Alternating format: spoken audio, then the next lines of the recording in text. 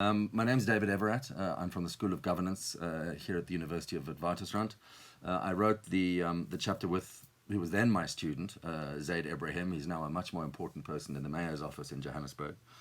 And we wrote about the Integrated Urban Development Framework, which is the first urban policy in South Africa.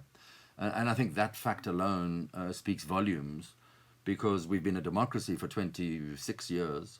And in all that time, rural development has been absolutely central to what government wanted to do.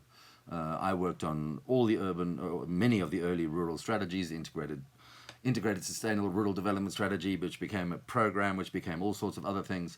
And it spoke to, and I think it still speaks to the way in which our leading party, the African National Congress, understands South Africa, which is essentially rural first. And that's based on the notion, I think, that, and certainly under the 10 years or 9 years we had under our former president, Jacob Zuma, there was this notion that urban areas were to be mistrusted. They were not, they certainly aren't controllable.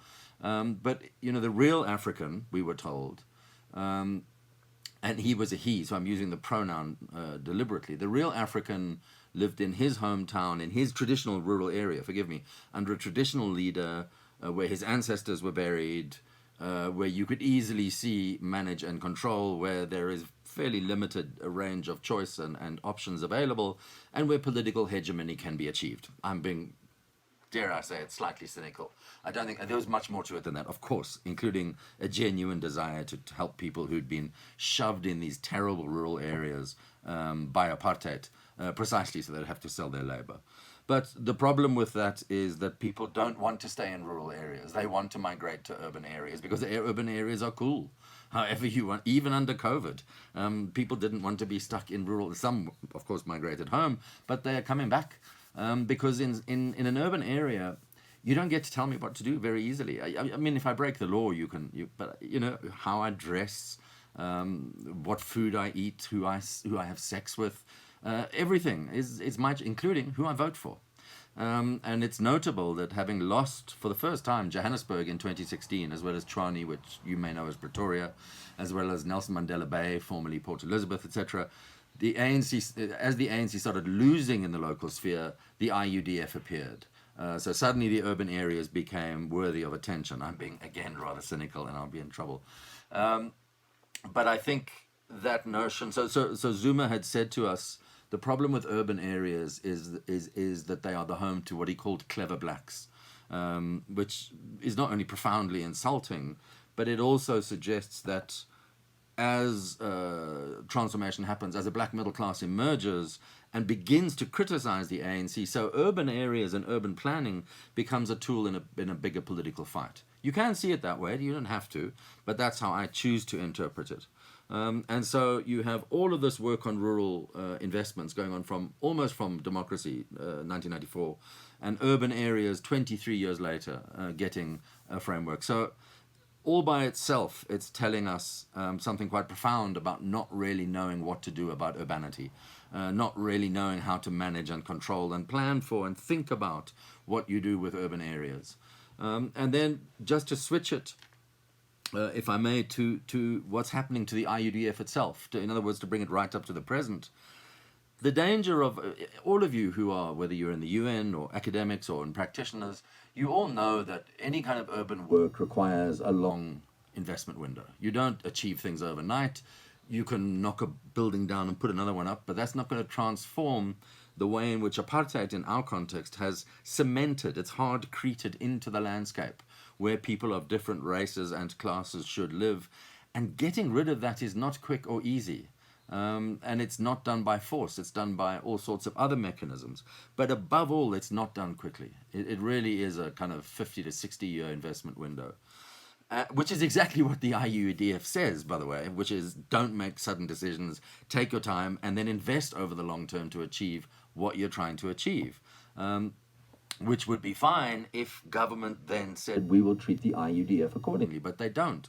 So what they've done, so our government has some, and I'm sure all this is true for many of you, we have something called the Medium-Term Expenditure Framework, the MTEF.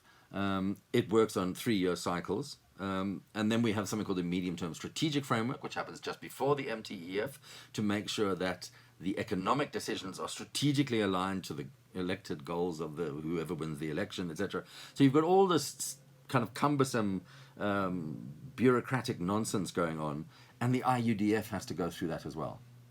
So in other words, if it's going to attract funding, which it needs, it will only get it on this 3-year rolling basis.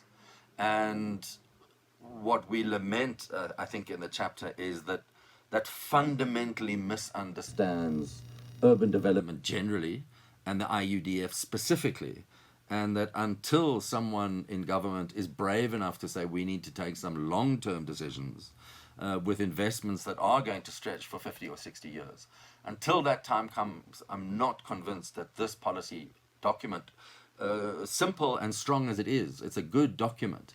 But if it doesn't get the political will, the financial clout to push it through so that it can actually do what it's meant to do, which is find the appropriate urban solution, which is different in different spaces and maybe shorter or more lengthily achieved, if it is not allowed to do that, then it's dead in the water. And we're hoping, like anything, that it is not going to be dead in the water.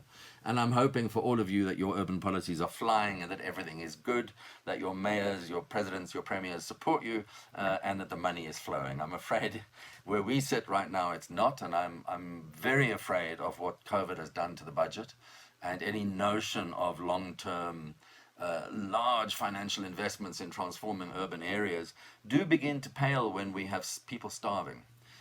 It puts these things into context.